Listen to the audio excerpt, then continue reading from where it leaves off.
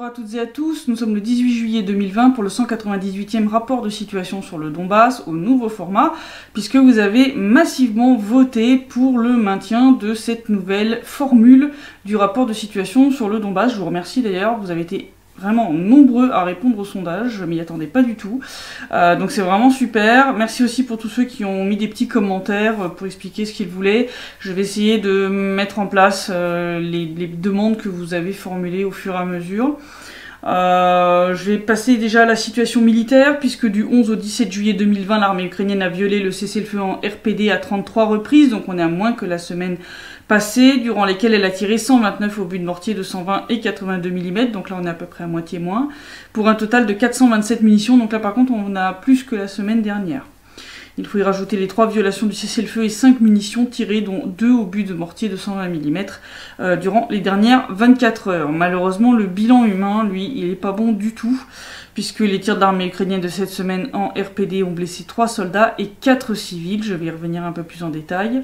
17 habitations ont été endommagées cette semaine, ainsi qu'une école et un magasin. Alors, côté ukrainien, les pertes de la semaine dues au tir de réponse de la milice populaire de la RPD sont de 4 morts et 7 blessés. Il y a eu aussi un véhicule blindé qu'on a détruit et un drone de type fantôme. Et les pertes hors combat, hein, donc c'est celles où entre autres ils marchent sur leur propre mine, ça aussi je vais y revenir. Côté ukrainien pour la semaine sont de 7 morts et 15 blessés.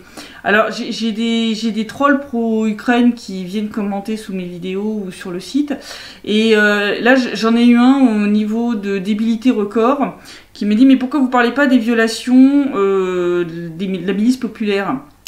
Je fais quoi quand je vous donne les pertes au combat de l'armée ukrainienne en disant que nos tirs de réponse ont fait X morts et X blessés?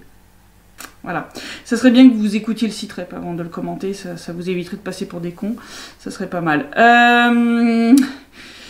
Au niveau violation des accords de Minsk, toujours, eh bien l'armée ukrainienne continue de déployer des armes lourdes près de la ligne de front, en violation de ces accords, mais aussi près d'infrastructures civiles ou d'habitations, ce qui... Ça, c'est carrément une violation de la Convention de Genève. Les services de renseignement de l'RPD ont détecté le déploiement de 26 pièces d'armement lourd cette semaine, donc on est à bien moins que la semaine passée. Bon, il y a quand même dans le tas 3 lance-roquettes multiples BM21 Grad de 122 mm. On a un système de défense anti-aérien OSA. On a 3 systèmes de défense anti-aérien Strela 10. On a 2 systèmes de défense anti-aérien Zouchka, 8 véhicules de transport de troupes blindées type BTR, 3 véhicules de combat d'infanterie type BMP, une auto-mitrailleuse type BRDM, 4 véhicules blindés et un char d'assaut. Donc c'est quand même...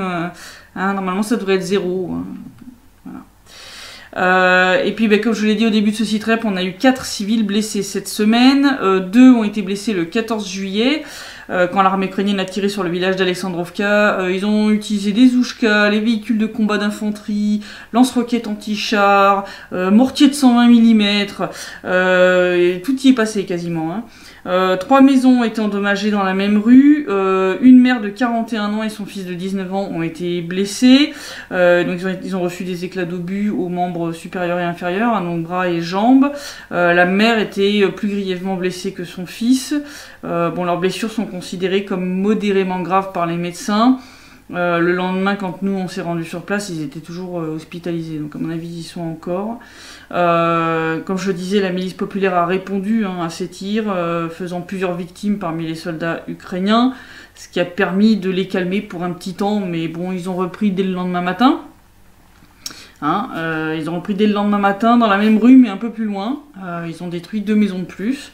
En tout cas, sur les 3 maisons qui avaient été touchées le 14 juillet, je vais vous montrer la carte. On voit clairement que les maisons qui ont été touchées sont loin des positions. Je veux dire, d'ailleurs, les habitants ont confirmé, il n'y a pas de soldats, il n'y a pas d'armes ou de position de tir près de chez eux. Donc, il n'y a rien qui justifie le tir de l'armée ukrainienne. Ni le dommage collatéral, ni l'erreur de tir, ni la fameuse histoire de Zelensky du « oui, mais on ne fait que répondre au tir de l'ennemi ». Mais là, il n'y a pas de tir qui vient de cette zone-là. Donc, voilà.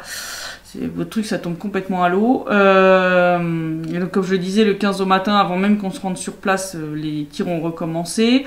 Les 2 autres civils ont été blessés 2 jours plus tard à Trudovski, donc c'est toujours la périphérie sud-ouest de Donetsk. Là, ils ont tiré au Zouchka, sur le village. Alors, le Zouchka, c'est le canon de défense antiaérienne. Là, ils ont blessé une femme de 59 ans et un homme de 33 ans. La femme a reçu des blessures par éclat à la jambe et l'homme a été lui blessé dans le dos. Bon, leur vie n'est pas en danger, mais enfin bon, 4 civils blessés en 3 jours de temps. C'est pas mal quand même. Niveau bilan, pas terrible. Et puis mais surtout la grande nouvelle de la semaine, ça a été les 2 tentatives de percer les lignes de la RPD par l'armée ukrainienne, qui a donné lieu à une offensive médiatique de la part de l'Ukraine. C'est juste extraordinaire. Donc c'est le 13 juillet que à Zaïtsevo, une unité de la 35e brigade des forces armées ukrainiennes a tenté de franchir les lignes, ou en tout cas de s'approcher des lignes de la milice populaire de l'RPD qui sont situées à Zaïtsevo. Donc c'est un petit village en périphérie de Gorlovka. Sauf qu'ils ont marché sur des mines, qu'il y en a un, semble-t-il, qui est mort sur le coup, que 2 ont été annoncés comme étant blessés. L'Ukraine a alors demandé un cessez-le-feu complet pour pouvoir évacuer les blessés et les morts. L'RPD a dit OK. Elle a donné les garanties de sécurité via l'OSCE. Et alors qu'ils attendaient la venue d'une équipe, donc ils ont une organisation qui s'appelle Évacuation 200. Alors pourquoi 200? Parce que 200 c'est le nom de code des morts. Voilà. Quand vous entendez dans les conversations de radio, ici, il y a un 200 c'est un mort, un 300 c'est un blessé. Donc il y a une organisation qui s'appelle Évacuation 200, qui est chargée justement de faire ces trucs-là. Ils attendaient ces gars-là. Et puis qu'est-ce qu'ils voient pas arriver, les gars de la milice populaire? Ils voient les soldats ukrainiens qui tentent une 2e fois de s'approcher des positions. Le tout sous un tir de couverture. Bon, là, ils se disent, ok, ils nous prennent pour des cons, là, les mecs. Donc, on contacte l'OSCE, on leur dit, ils sont en train de faire quoi, là, les gars? On leur donne des garanties de sécurité pour évacuer le corps, ils essayent d'attaquer une 2e fois. Bon, l'OSCE passe le message, mais ça n'a pas l'air de changer la donne, donc la RPD annule les garanties de sécurité, se met, semble-t-il, je pense, à répondre à l'arme légère. Je vais vous expliquer après pourquoi je pense que c'était à ce moment-là. Et il y a 2 gars de plus ukrainiens qui restent, de nouveau en sautant sur des mines. Total des courses, 3 morts. Donc, qu'est-ce qui s'est passé? Là, l'armée ukrainienne a tenté par 2 fois d'attaquer, et ils n'ont pas mené l'évacuation de leurs morts comme c'était prévu. Donc là, on demande à l'RPD, en geste de bonne volonté, d'aller chercher le corps, en tout cas du premier, qui avait été repéré. Donc la milice populaire attend d'avoir les garanties de sécurité, va aller chercher le corps et le remet ensuite à l'Ukraine. Bon, non sans avoir fait quelques photos de son matériel. Fusil mitrailleur avec silencieux, des balles subsoniques. Alors les balles subsoniques c'est moins bruyant que les balles classiques. Donc typique pour une unité de sabotage reconnaissance. Voilà, ça semble logique. Entre-temps, l'Ukraine a lancé une offensive médiatique contre la RPD. Alors bon, bien sûr, ils disent force d'occupation russe, mais bon... moi, contrairement à eux, je crois pas aux licornes, donc on va parler de manière directe. Donc ils accusent la milice populaire de la RPD d'avoir abattu un de leurs médecins militaires lors de l'évacuation du corps. La même évacuation qu'ils n'ont pas menée, je rappelle quand même. Donc, je vais vous montrer entre autres le tweet de l'ambassade ukrainienne aux USA, qui... raconte ce conte de fées. Bon, sauf que cette histoire tient pas la route. Un soldat mort au milieu d'un champ de mine, on lui envoie pas un médecin. On va pas risquer la vie d'un médecin pour un mec qui a plus besoin de soins. Tu vois, je veux dire, si le gars était blessé, tu vois, s'il y avait un doute. Mais dès le départ, ils annonçaient que le mec était mort. Donc, et d'ailleurs, le tweet de l'ambassade te dit clairement que lors de l'évacuation du corps, lors de l'évacuation du corps, un corps c'est un cadavre, c'est pas un blessé. Donc non, on risque pas la vie d'un médecin pour aller évacuer un cadavre. Surtout au milieu d'un champ de mine. Je veux dire, sauf si l'Ukraine a vraiment rien à faire de la vie de ses médecins militaires. Mais bon, ça, après, ça les regarde.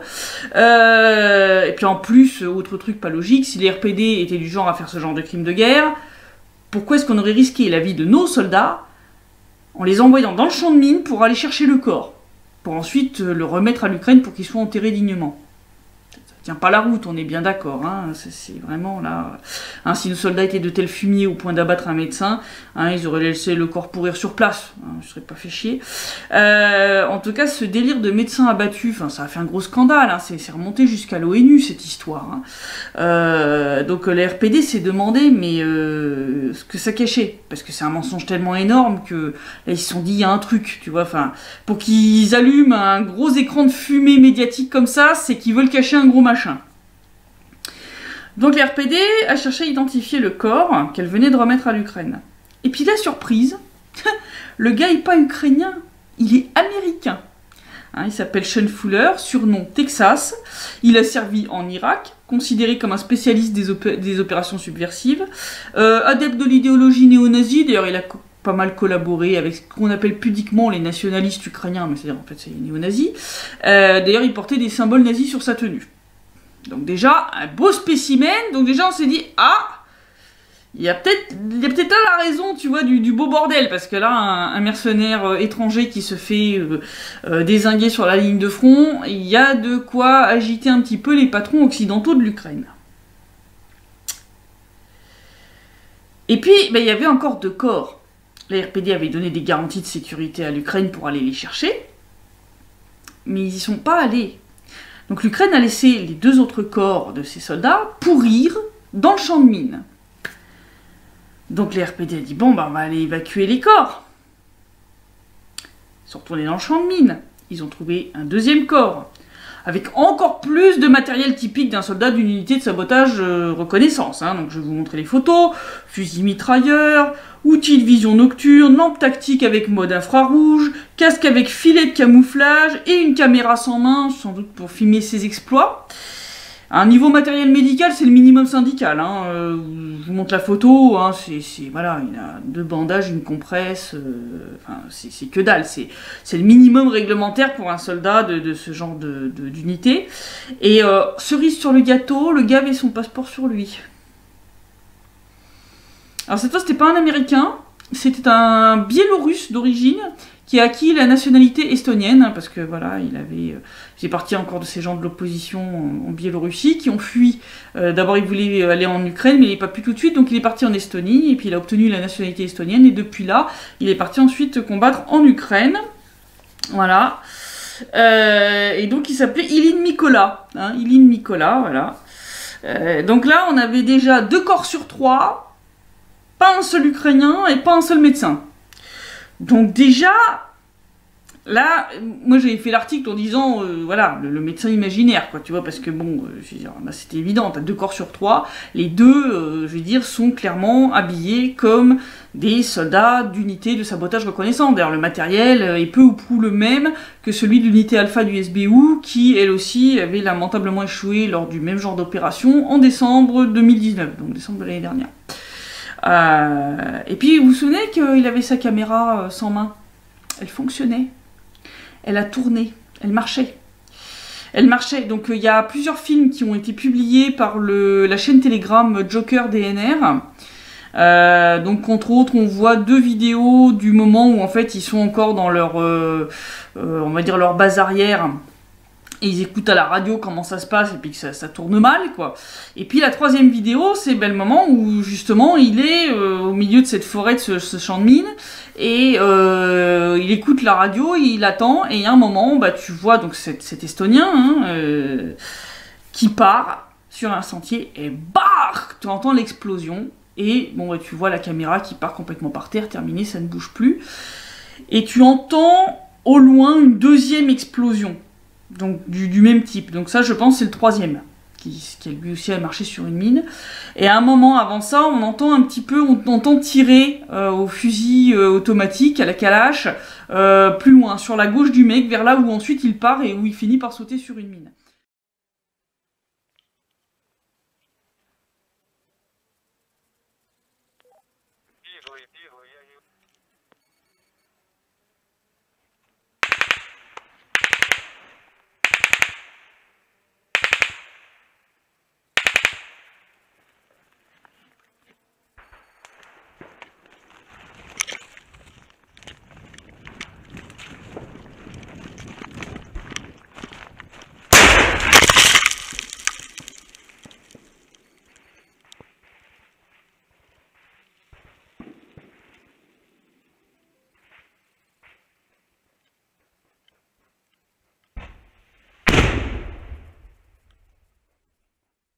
Donc c'est pour ça que je dis, je pense que les RPD a dû tirer à l'arme légère pour leur faire comprendre, bon, écoutez, vous nous avez pris pour des cons en demandant des garanties de sécurité pour mener une deuxième attaque, on vous tire dessus, vous allez reculer. Mais bon, en tout cas, le gars, l'estonien, est pas mort d'une balle, ça c'est sûr, hein, je veux dire, il a marché sur une mine, t'entends clairement le bar, et tu vois, le gars il tombe par terre, terminé, fin de l'histoire. Donc, le gars était pas médecin militaire, il n'a pas été abattu d'une balle. Donc, l'histoire de l'ambassade d'Ukraine et de tous les organes de propagande ukrainiens qui ont relayé ce fake, c'est du conte de fées, hein, on est d'accord, voilà. Mais en tout cas, clairement, la présence de ces deux étrangers, c'est clairement ce qui a expliqué pourquoi on a eu droit à cette histoire de médecins imaginaires qui auraient été abattus par nous. Hein. Parce qu'en fait, le but, c'était de cacher la merde sous le tapis. Parce que là, pour l'Ukraine, c'est quand même pas globe. Parce que là, deux mercenaires étrangers venant de pays de l'OTAN qui se sont fait dézinguer dans ce qui est ni plus ni moins qu'une opération suicide. Parce que à chaque fois que vous les tentez, ces missions, ça se termine mal. Je veux dire, toute la ligne de front est minée. Il y a une mine tous les 5 cm. Je veux dire, qu'est-ce que vous allez là-dedans? Enfin... Je veux dire, en plus, c'est interdit par les accords de Minsk, ce genre d'opération. Donc, vous violez les accords de Minsk. Vous savez que c'est des opérations suicides. Hein, c'est ce qu'on appelait avec Tom les Zabrodsky. Et en plus, donc là, vous envoyez des mercenaires étrangers. Alors ça, pour l'Ukraine, ces gars-là, ils sont super importants médiatiquement. Donc, ils les envoient pas, normalement. Risquer leur peau dans des trucs comme ça. Donc, là, ils ont merdé. Clairement, ils ont merdé. Et donc là, l'Ukraine est entre autres le commandant de la 35e brigade est sur la sellette, donc c'est sûrement lui qui a inventé cette histoire de médecins militaires abattus, etc., etc. Mais je veux dire, ça va pas forcément les sauver, hein, parce que là, il semble qu'il y a une délégation de l'ambassade américaine qui a décidé de venir sur place pour enquêter, pour voir ce qui s'est passé. Il y a une commission d'enquête du ministère ukrainien de la Défense qui va aussi se rendre sur place. Entre-temps, le 3e corps a été enfin trouvé par la milice populaire de la RPD hier soir. Il n'a pas encore été identifié, mais je vais vous montrer les photos de son matériel. Hein. Fusil mitrailleur, plusieurs magasins de balles... Bon, ça montre clairement que, voilà, 3 morts, aucun médecin, hein, parce que non, un médecin militaire se trimballe pas armé jusqu'aux dents, hein, je veux dire, c'est pas un combattant. Un médecin militaire, c'est un médecin. En uniforme. Mais c'est pas un combattant. Donc, ils sont tous armés, les 3 étaient armés, les 3 étaient clairement équipés comme des membres d'unités de sabotage reconnaissance. Donc, il n'y avait pas plus de médecins militaires tués par balle que de beurre en branche, hein, voilà. Et comme je dis, comme on voit dans la vidéo que je vous ai montré, je pense que le 3e soldat est mort de la même façon que les 2 premiers, hein, c'est-à-dire une mine, hein, voilà. On entend clairement la 2e explosion. La milice populaire d'ailleurs a trouvé des traces de sang autour de ce 3e corps et une radio, ce qui semblerait indiquer que l'homme n'est pas mort sur le coup, qu'il était grièvement blessé et qu'il a probablement tenté d'appeler à l'aide son unité, mais en vain. Hein, il semble que son commandant était plus occupé à monter son histoire de médecin licorne militaire abattu par nos miliciens plutôt que de s'occuper d'aller récupérer son dernier soldat, quoi. Tu vois, enfin, moi ça me choque. Franchement, enfin, c'est... Et le plus hallucinant, c'est que malgré ce désastre, ils ont voulu retenter le coup dans le sud cette fois, hein, donc entre Chirokino et Sakhanka, dans la nuit du 16 au 17 juillet. Voilà, bon ça c'est aussi soldé par un échec. Et il y a 2 soldats ukrainiens sur les 8 de l'unité de sabotage reconnaissance qui a essayé de franchir la ligne, qui sont morts. Voilà, donc là, en une semaine, rien qu'à cause de ce genre de conneries, ils ont déjà eu 5 morts. Sur les 7 que j'ai annoncés.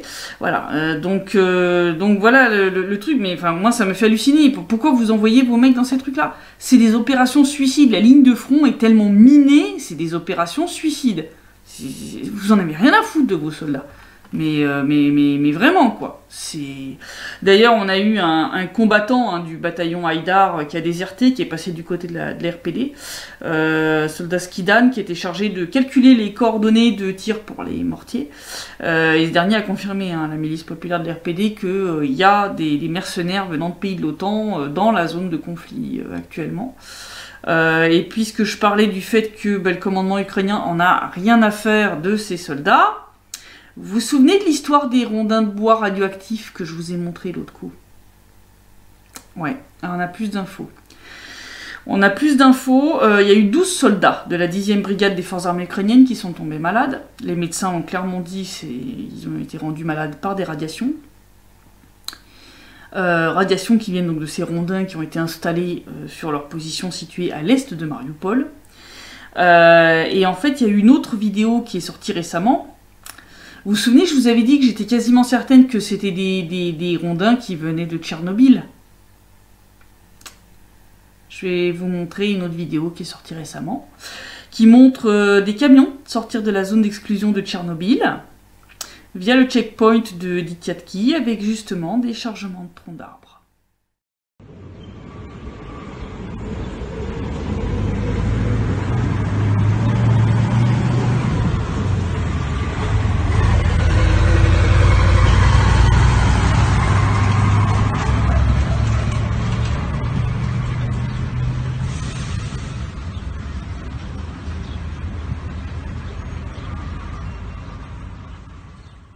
Voilà, je crois que mon intuition de la dernière fois était juste.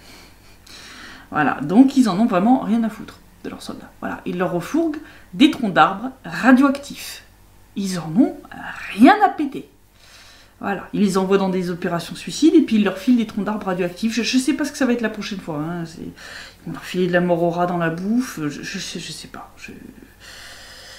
Enfin, là, il y a un moment, il faudrait quand même que les soldats ukrainiens se posent 2-3 petites questions quand même sur le pourquoi ils se battent. Parce que ce genre de truc là, quand même, c'est bien délirant. Alors, il y a des gens qui m'ont demandé de refaire un point sur le coronavirus. Alors, concernant le coronavirus dans les deux républiques populaires, en RPD, on en est à 1512 cas. 700 personnes s'en sont déjà remises. On a eu 87 morts. En RPL, 595 cas, 512 personnes qui se sont déjà remises et 15 morts. En Ukraine, ils en sont à 58 111 cas pour 1477 morts. La RPD donc rouvre en pointillé le point de passage de Yelenovka vers l'Ukraine. Le 17 juillet a eu lieu le 5e corridor humanitaire. Pour permettre aux gens qui ont absolument besoin de passer d'un côté à l'autre de pouvoir le faire. Seules les personnes qui sont inscrites sur les listes peuvent passer, donc celles qui ont justifié du pourquoi elles doivent absolument soit revenir en RPD, soit aller en Ukraine. Et celles qui viennent d'Ukraine doivent passer par une quarantaine obligatoire de 14 jours dans l'hôpital mobile. Qui a été monté par le ministère des situations d'urgence de la RPD. Donc je vais vous montrer des photos. Alors il y a des gens qui m'avaient un peu interpellé en disant oh là, on les met dans des tentes sous scagnard, etc. Je vous rassure, ce sont des tentes qui sont dotées de climatiseurs, comme on peut le voir sur certaines des photos en bas à droite. Il y a l'eau froide, l'eau chaude. Ils ont fait une tente avec des douches, donc les gens peuvent aller se laver. Il y a toutes les installations sanitaires nécessaires. Hein, je vous rassure, c'est un hôpital mobile. Donc voilà, c'est relativement confortable. Non, on les a pas foutus dans des tentes Quechua comme ça. Non, on n'est pas des barbares.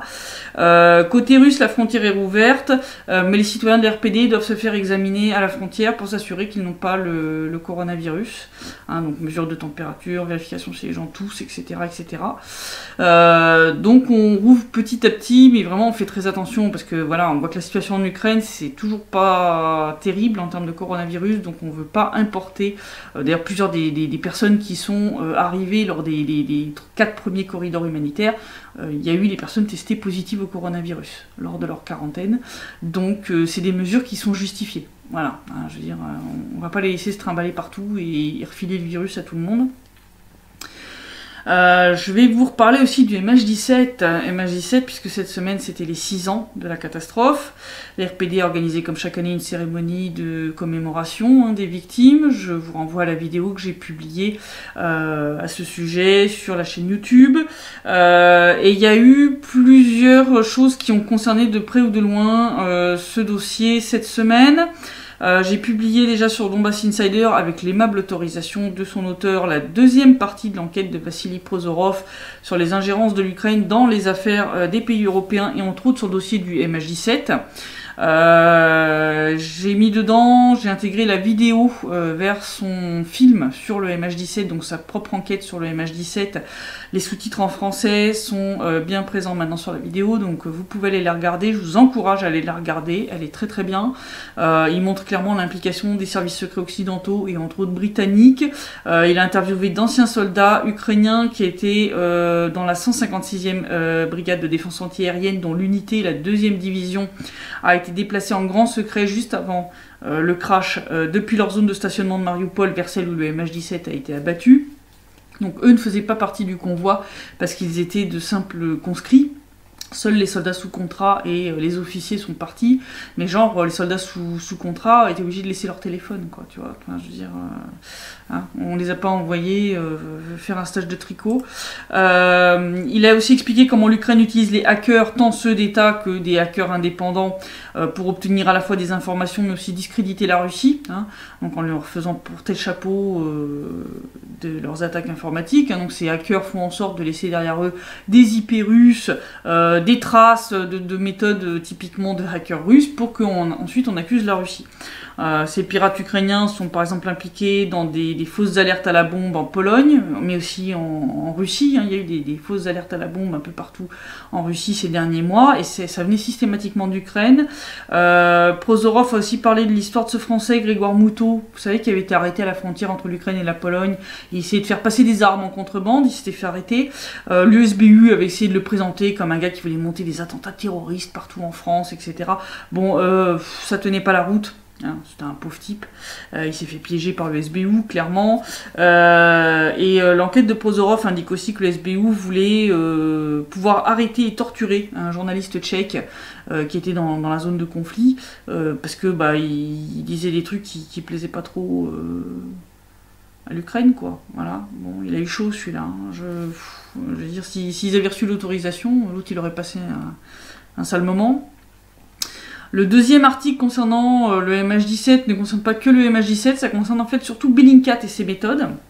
J'ai sous-titré en français la vidéo de Bonanza Media, hein, donc Yana Yerlachova, qui enquêtait sur la façon dont Bellingcat a fait pression sur un témoin, donc un jeune homme qui avait vu justement 2 avions de chasse le jour où le MH17 a été abattu. Hein, il avait vu 2 avions de chasse au moment où le MH17 venait de tomber par terre, et il a vu 2 avions de chasse ukrainiens partir l'un vers Debaltsevo, l'autre vers Saour-Mogila. Et il en avait parlé à Graham Phillips en 2015, il lui avait donné une interview, à visage découvert.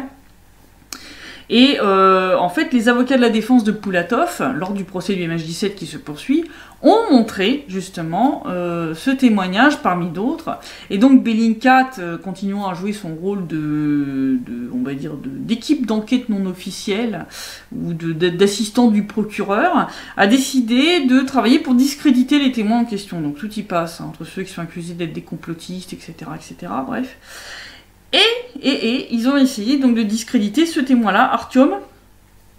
Alors ils l'ont contacté via Contact, via un compte qui a un nom proche du nom d'un des journalistes de Bellingcat, qui est Peter Van Huys, où on lui demande oui, la défense a montré votre témoignage, les juges vont vous rechercher, on va vous demander de témoigner. Enfin, il le présente d'une telle façon, le but c'est de faire flipper le témoin.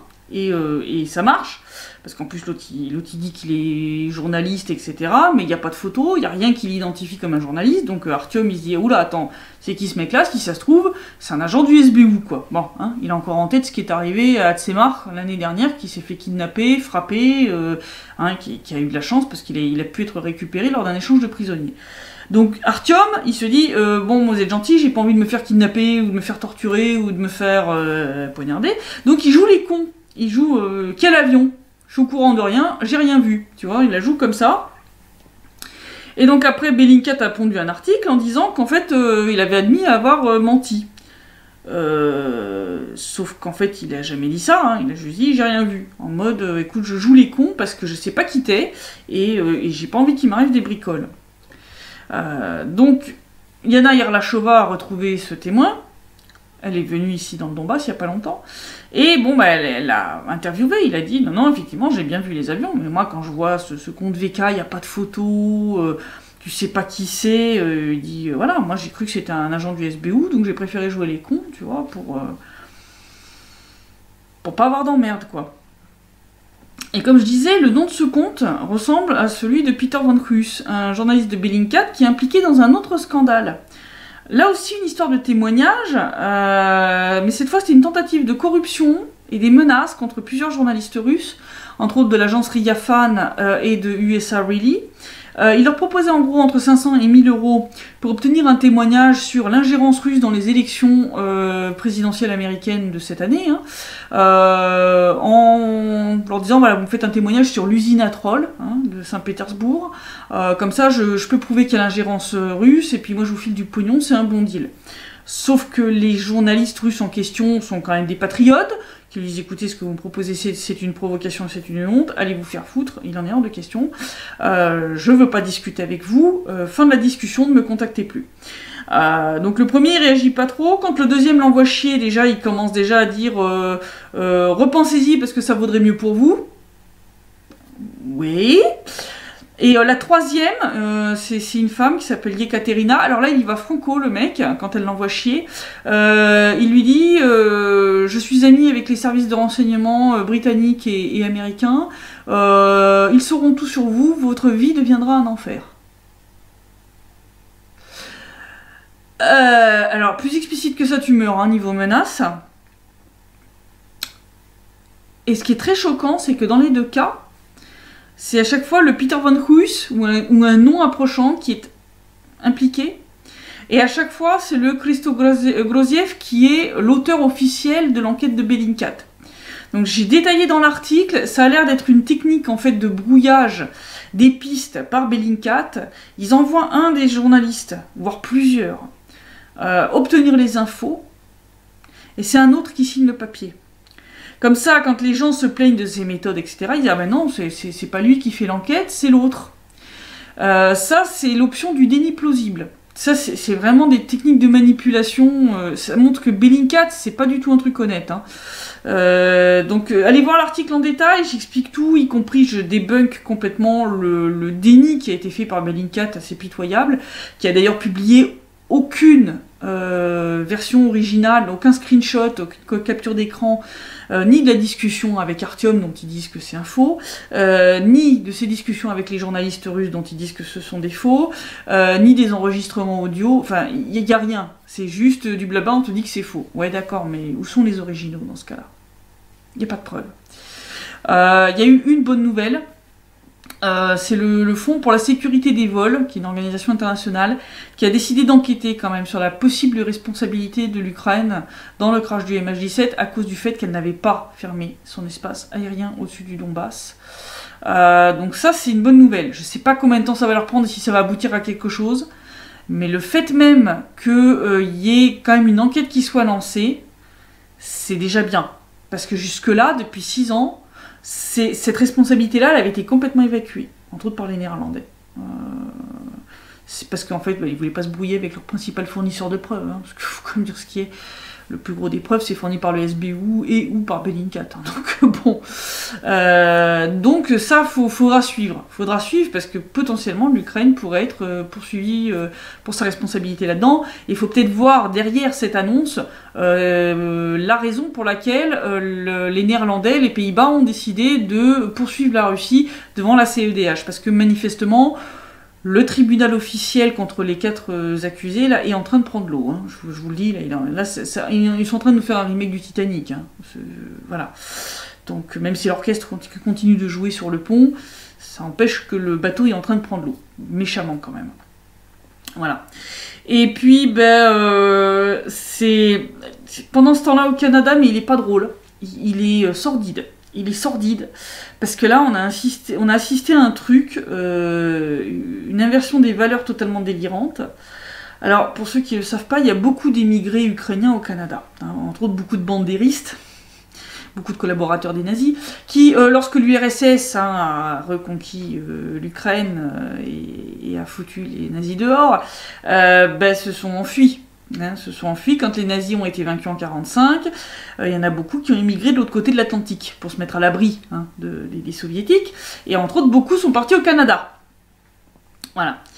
Et cette diaspora a fait construire dans un cimetière privé, un monument en l'honneur des Ukrainiens qui ont combattu au sein de la division SS Galicie. Je vous jure, c'est pas une blague. Je vais vous montrer le monument. Parce que, pourquoi ça a fait la une? Parce que quelqu'un a eu la bonne idée de taguer cette ignominie, qui devrait même pas exister, avec la phrase « monument de guerre nazie », ce qui est, je pense, une très bonne évaluation de ce qu'est cette horreur. Et alors là, on a la police canadienne qui est complètement partie en couille. Ils ont décidé de lancer l'enquête sur ce graffiti pour crime motivé par la haine. Alors là, il y a plein de journalistes et même des citoyens canadiens qui sont tombés de leur chaise, qui ont demandé comment des membres d'une unité SS nazie pouvaient faire l'objet d'un crime de haine. Ont même demandé comment c'était possible qu'un tel monument existe au Canada, alors qu'on le rappelle quand même, les soldats canadiens ont combattu aux côtés des Britanniques, des Américains, des Français, et puis alliés avec l'URSS contre les nazis. Je rappelle quand même qu'il y a des Canadiens qui ont débarqué sur les plages de Normandie quand même. Je veux dire, là, ça faisait grosse dissonance cognitive quand même.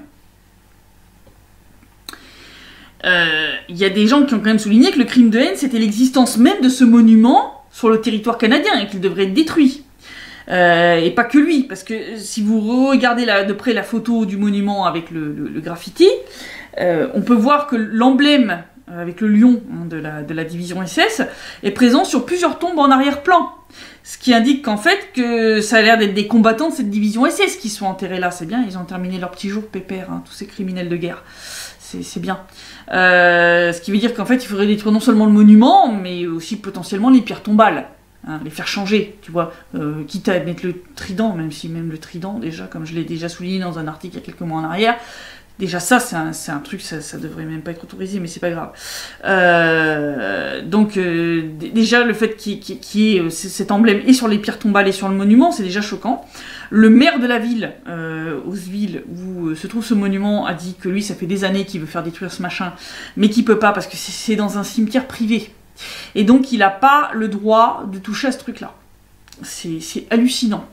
Devant le scandale énorme qui a éclaté, la police canadienne s'est excusée d'avoir lancé l'enquête pour crime de haine, parce que ça suggérait quand même que la police canadienne soutenait le nazisme. Oups. Là, c'était un peu... Voilà, non, là, ça passait pas. Alors, ils ont justifié ça en disant qu'initialement, en fait, ils avaient considéré que le groupe visé par le graffiti, c'était les Ukrainiens et pas les nazis. Alors, les mecs, soit vous avez loupé tous les cours d'histoire concernant la Seconde Guerre mondiale, puis vu la quantité de diaspora ukrainienne, ça fait un bon moment que vous devriez être au courant de ce qu'est la division SS Galicie, quand même, je veux dire... C'est quand même hallucinant. Donc soit vous êtes de mauvaise foi, soit vous avez dans la police que des abrutis qui ont séché les cours d'histoire. Parce que c'est pas possible. On est bien d'accord. Non, mais là c'est... Donc j'espère quand même qu'ils vont trouver un moyen légal de détruire ce truc, parce que ça c'est une honte. Un monument pour une division SS sur le sol canadien. Tout va bien. Tout va bien. Le Canada qui est le pays ultime du progrès, quand même. Je dis dissonance cognitive totale. Et puis, en Ukraine, on a la plateforme d'opposition qui demande à Zelensky de s'excuser et de démissionner, vu qu'il n'est pas foutu de tenir sa principale promesse de campagne, qui était de mettre fin à la guerre dans le Donbass. Ce qui a déclenché l'ire de l'opposition, c'est la déclaration d'Alexei Reznikov, encore et toujours lui. Je veux dire, lui c'est le spécialiste des déclarations... qui mettent les pieds dans le plat, parce qu'il a sorti lors d'une interview que la réintégration du Donbass pourrait prendre 25 ans.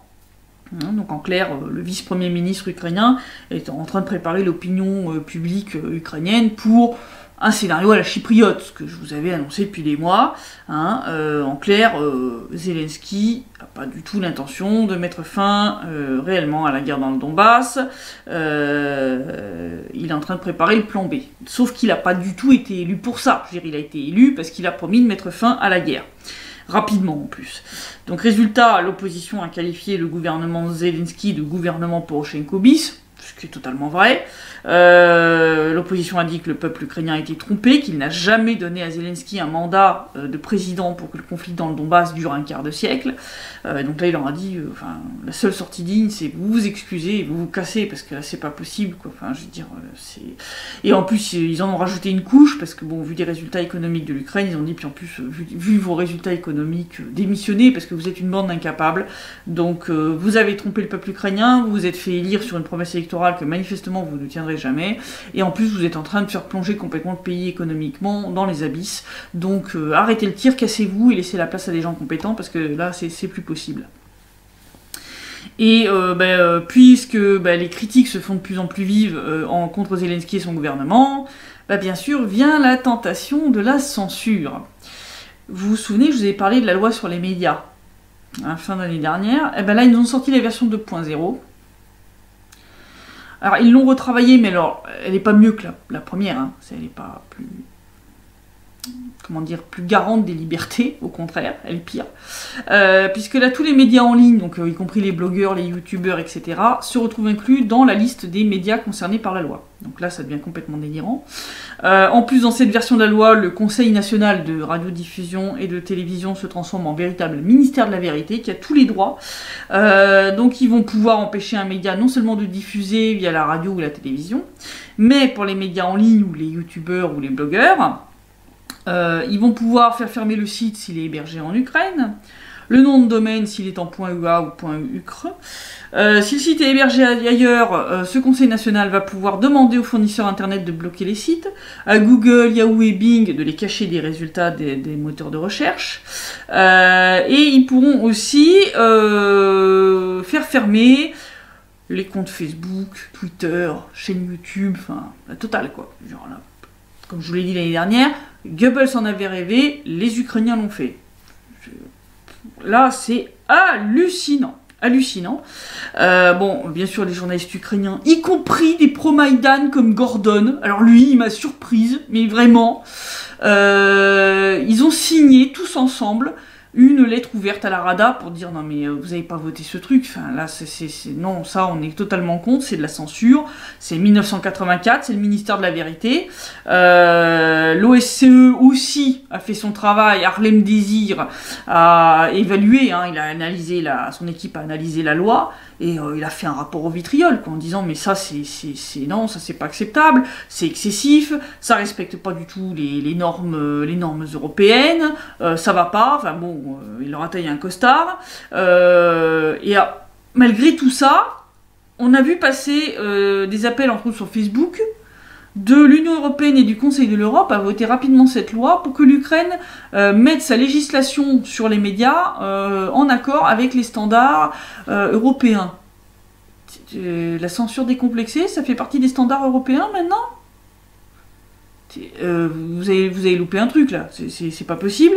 Soit vous n'avez pas lu la loi, soit que vous en fumez, parce qu'il n'y a pas 36 solutions. Mais en tout cas, on ne peut pas considérer que voter cette loi rapidement, c'est mettre la législation ukrainienne au niveau des normes européennes.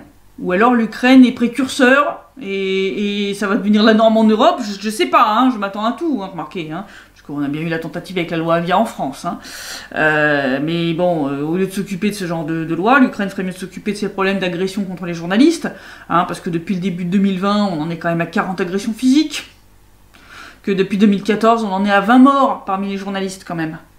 Et qu'il n'y a jamais personne qui a été condamné pour ça. Hein, voilà, à part là le cachet Remet qui a avancé un petit peu, mais on n'en est toujours pas au verdict.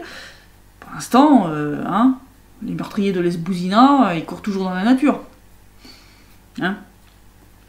Et par exemple récent, on a une journaliste, là, Yekaterina Sergatskova, donc c'est une journaliste ukrainienne d'origine russe, hein, encore une pro-libérale, genre Navalny, hein, donc qui a demandé la nationalité ukrainienne, hein, et bon, elle publie quand même pas mal d'infos sur les néo-nazis, etc., sujet très dangereux en Ukraine. Et entre autres, elle a publié des infos sur les liens entre le fameux site StopFake, hein, qui sert d'organisation de vérification des informations pour Facebook en Ukraine. Ouais. Et ce truc StopFake a en fait des liens avec des groupes néo-nazis ukrainiens. tout scintille, voilà, tout va bien.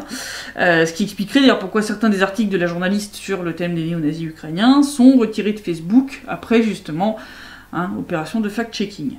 Bien sûr, StopFake a hurlé à la propagande russe, et on a eu en fait un journaliste nationaliste ukrainien, Roman Skripin, qui a accusé Yekaterina d'être un agent des services secrets russes, tout en publiant des photos d'elle avec son fils de 5 ans, et de ce qui semble être sa maison. Résultat, les néo-nazis ukrainiens se sont mis à la menacer de mort, à faire circuler ce qui semble être son adresse, l'obligeant à quitter Kiev pour sa propre sécurité et celle de son fils. Voilà. Et puis j'ai 3 pendant ce temps-là à Kiev. Alors on commence avec une petite blague qui circule en Ukraine, sur fond d'annonce d'invasion russe imminente. Alors c'est si la Russie envahit l'Ukraine avec 3 divisions, combien d'entre elles vont atteindre Kiev? Réponse, 6 divisions. Sous-entendu, il y a 3 divisions ukrainiennes qui vont se joindre aux Russes. C'est logique. Vous voyez le nombre de soldats ukrainiens qui étaient basés en Crimée, qui ont rejoint finalement l'armée russe, c'est quand même la très grande majorité. Voilà. Donc, cette blague a quand même un petit fond de réel.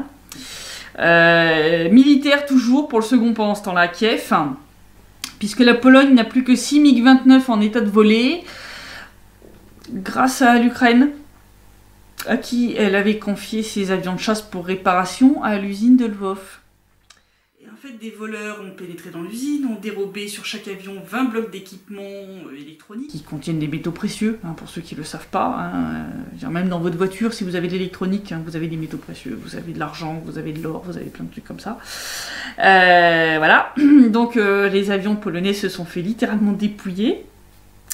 Et c'est pas les seuls, parce que les avions de l'armée ukrainienne aussi. Alors déjà qu'il leur en restait pas beaucoup après 2014, ouais, là, ça va devenir compliqué. Là, ça va devenir très compliqué.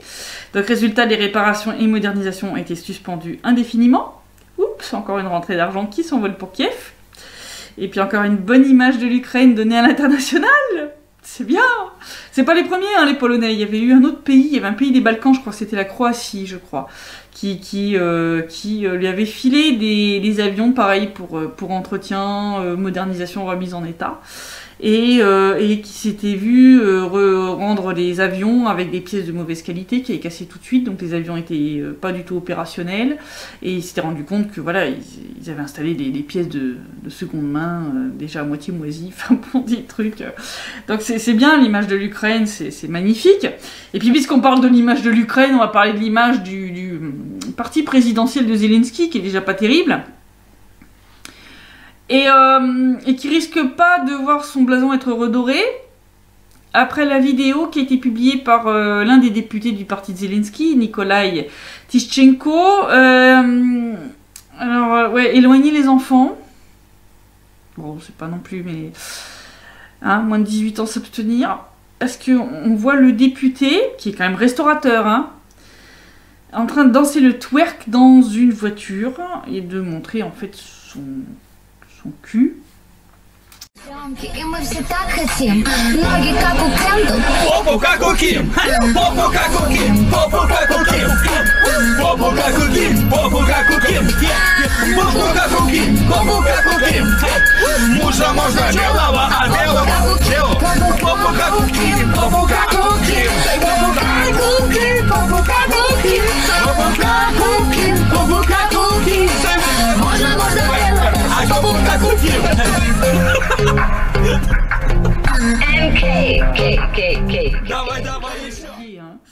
Mais enfin quand même, en France on a eu Griveaux qui montrait le devant, en Ukraine on a Tishchenko qui montre l'arrière.